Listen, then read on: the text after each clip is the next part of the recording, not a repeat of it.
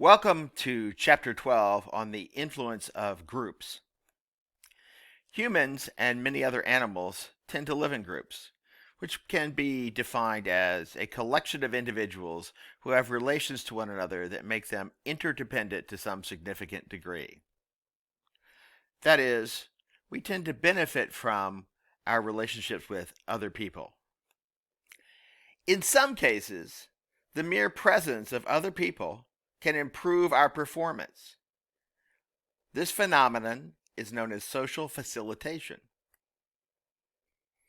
In what is considered the first social psychology experiment, Triplett in 1898 observed that cyclists who were competing against others had faster racing times than the times that they clocked in practice. In order to test his hypothesis, he assigned two groups of children to reel in fishing lines, either alone or beside another child. And he found that when the child was co-acting with another person, they reeled in the line faster. He is the one who coined the term social facilitation. However, there are cases in which the presence of other people impairs our performance. This is particularly likely when our individual efforts are not observable to the group as a whole. In attempting to resolve the contradictions in these opposite results, Robert Zajonc developed a theory of mere presence. The idea is that other people increase our arousal, and this arousal increases the dominant or most common response. For an easy or familiar task, that dominant response is often correct, but for a new or more difficult task, we are often incorrect.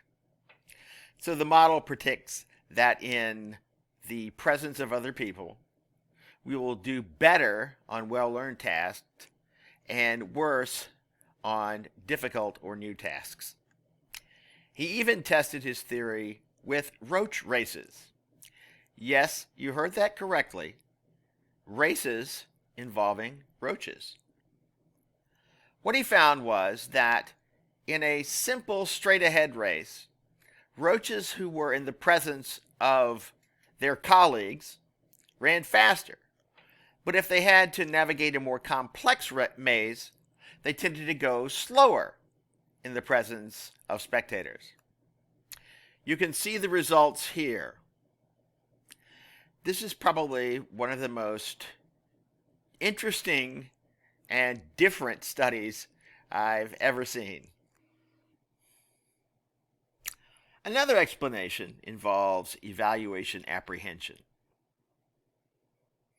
Some studies show that people are only facilitated by the presence of others when they are being evaluated. When the audience is not evaluating them or could not see them, they are not better at the task. Other studies have found more complex results.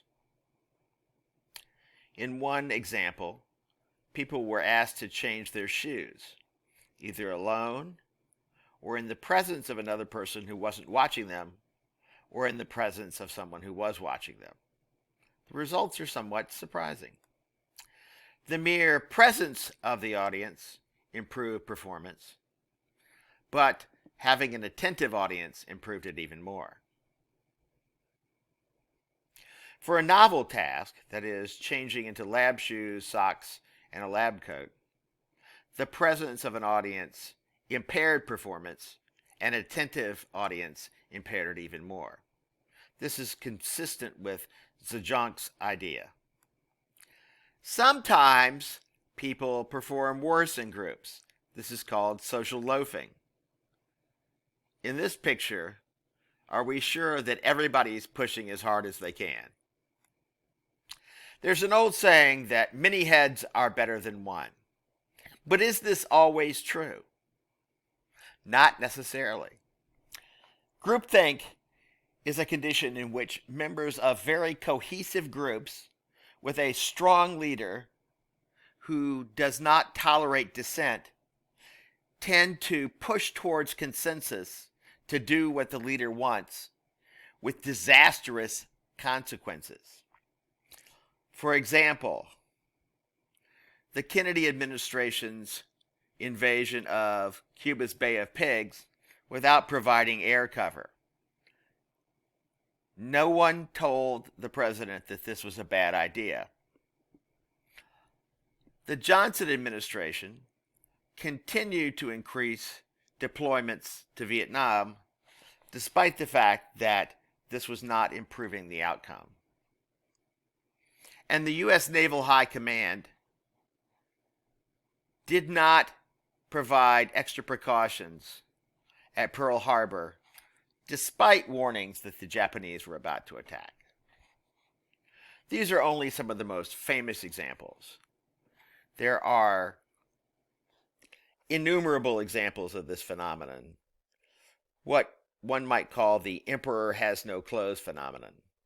That is, nobody tells the emperor that he isn't wearing any clothes, and he walks out along the public streets in his underwear. Irving Janis's theory of groupthink contains the 4 elements or levels seen here. There's a high degree of cohesiveness in an insulated group. The leader is very directive, and there are no procedures for challenging the leader. And there's a great deal of stress to get an answer now. This leads to the group seeking concurrence and believing that they have made the correct decision while failing to examine alternative possibilities.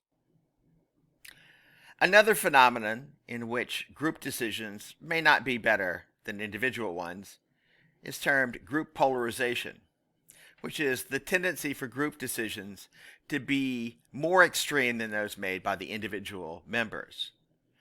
Whichever way the individuals are leaning in a particular group, the final decision tends to be further in that direction.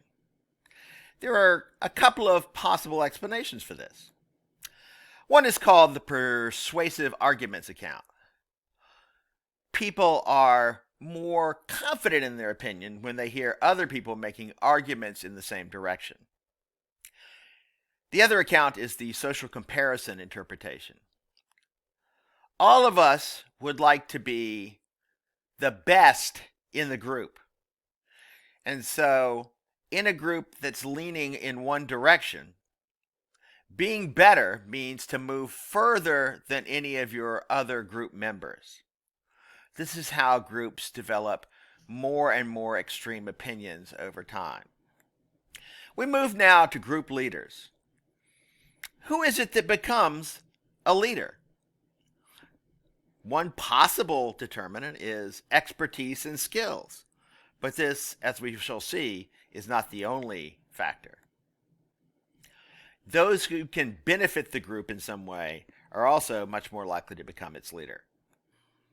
Leaders tend to have power within the group. This is the ability to control both yourself and others, to not be restrained by outside influences. One aspect of power is status. Leaders with high status tend to have more power. This is one reason why powerful leaders tend to have signals of their power. Things such as the uniform they wear, the kind of access that other people have to them, the deference with which one must address them. Some leaders use intimidation to enhance their power. Here we see a series of photographs of President Lyndon Johnson intimidating Senator Green into voting the way that he wants. How would you feel in Senator Green's position?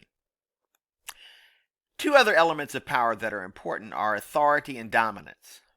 Authority is the power that comes from an institutionalized role or arrangement. Being the governor, being a judge, being the CEO. Dominance is the behavior that people use to acquire or demonstrate power.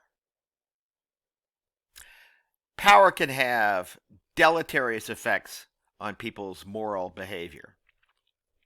One explanation for this is the approach inhibition theory, which says that high-powered individuals are inclined to take what they want, where low-power individuals are much more constrained in their behavior and must pay careful attention to the needs of others. Those with power tend to use it without respect for its effects on other people. So this theory has two core elements. One is that power influences how people perceive others. And the second is that power makes people behave in less constrained and more inappropriate ways. In one interesting demonstration of this concept, Joseph McGee and his colleagues first induced people to feel relatively powerful or powerless by having them recall a time when they exerted control over another person, or when someone else exerted control over them. The subjects were then asked to perform a simple task: draw the letter E on their forehead so that someone across from them could read it. This task requires people to take the other person's perspective and draw the E in reverse. As you can see here, subjects who felt a surge of power were much less likely to draw the E in a way that took the other person's perspective into account. Power, therefore, reduces the ability to take the perspective of others. Another set of studies is particularly troubling. These studies showed that the more powerful someone is, the more likely they are to engage in unethical or even antisocial behavior. In the study depicted here, Paul Piff had a research assistant stand at the edge of a marked crosswalk on a busy street next to the university campus in California. In California, it is a law for the driver to give the right-of-way to the pedestrian. Piff kept track of which cars stopped for the pedestrian and which did not, noting the status of the car on a 5-point scale where 1 is lowest and 5 is highest. As you can see, the people with higher status cars, that is, wealthier people, were much less likely to obey the law here. Other studies have found similar results. For example, wealthier teenagers are more likely to shoplift than poorer teenagers. As the saying goes, power corrupts. In this area, we have the opportunity to see some of our local universities win national championships in various sports. Invariably, there is a celebration of some sort involving a large group of students who engage in behavior that they otherwise might not. The reduced sense of individual identity and reduced self-regulation that occurs in these situations is called Deindividuation. People feel anonymous and are energized by being in a crowd. Think back to what we said about social loafing. When people are not individually responsible for their behavior, that is, when their individual behavior cannot be measured, they are less likely to do their very best. In this case, they're less likely to do their best to follow the social rules. Large groups of people, particularly those who are intoxicated, may engage in impulsive, irrational, dangerous behaviors. Riots, lynch mobs, military atrocities. Though it is not always due to a negative trigger. For example, when a local university wins the national basketball championship, instead of engaging in a socially acceptable celebration, for some reason, the students seem to want to build bonfires in the street and jump over them. One model for de-individuation was proposed by the social psychologist Philip Zimbardo. He argues that certain antecedent conditions such as anonymity and diffusion of responsibility lead to an internal state of lessened self-observation, lessened concern for others, and weakening of internal controls on behavior, which results in the behavioral effects we see in such situations. Anonymity is particularly important in this model. Anyone who has seen the kinds of attacks that occur on social media from anonymous sources is well aware of this. Sadly, one study of suicide baiting confirms these predictions. Suicide baiting is when crowds of people begin encouraging someone to commit suicide, typically by jumping off of a building or high place. Newspaper reports were analyzed, and it was found that this phenomenon was twice as likely to occur with a large crowd present and 4 times as likely to occur at night, where people are more anonymous. More support for the model comes from the annual event we call Halloween. There is a significant increase in antisocial behavior on that particular evening.